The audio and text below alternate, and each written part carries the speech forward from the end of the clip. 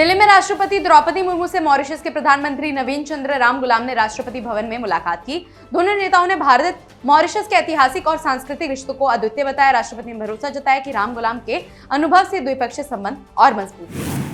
राष्ट्रीय कृषि सम्मेलन में केंद्रीय कृषि मंत्री शिवराज सिंह चौहान ने बताया कि किसानों, वैज्ञानिकों और सरकारी नीतियों के सहयोग से देश के कृषि क्षेत्र 3.7% की दर से बढ़ रहा है। ये वृद्धि दर विश्व में सबसे अधिक है। उन्होंने इसे भारत की कृषि शक्ति का प्रतीक बताया। भारत अब अंतर्राष्ट्रीय कानूनी माप विज्ञान संगठन की पैटर्न स्वीकृति प्रमाण पत्र जारी करने वाला है। 13वां देश बन गया है। केंद्रीय मंत्री प्रहलाद जोशी ने बताया कि देश में महंगाई दर 11 सालों में सबसे कम स्तर पर पहुंच गई है। जरूरी वस्तुओं की कीमतों पर निगरानी देश भर के 474 केंद्रों के माध्यम से की जा रही है। भोपाल के हाट बाजार में स्वदेशी मेले को संबोधित करते हुए मुख्यमंत्री मोहन यादव ने कहा कि आज भारत अपनी प्रतिभा और उद्यमिता के दम पर मजबूती से आगे बढ़ रहा है। उन्होंने छोटे व्यापारियों से लेकर बड़े उद्योगों तक सभी के योगदान को सराहा।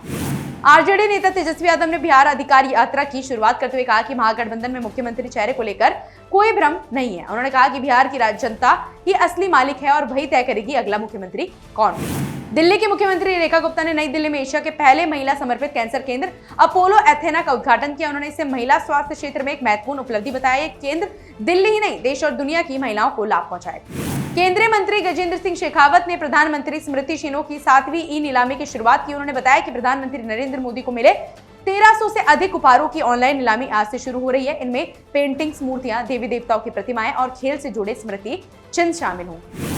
बिहार सरकार ने स्टूडेंट क्रेडिट कार्ड योजना के तहत 4 लाख रुपए तक के ऋण को ब्याज मुक्त करने का निर्णय लिया है। ये कदम छात्रों को उच्च शिक्षा के लिए आर्थिक रूप से सशक्त बनाएगा। उत्तराखंड के मुख्यमंत्री पुष्कर सिंह धामी ने आपदा प्रभावित क्षेत्रों का स्थलीय निरीक्षण कर राहत कार्यों की समीक्षा की। उन्होंने अधिकारियों को तुरंत राहत सामग्री, सुरक्षित आश्रय, भोजन, स्वच्छ जल और स्वास्थ्य सेवाएं उपलब्ध कराने के निर्देश दिए।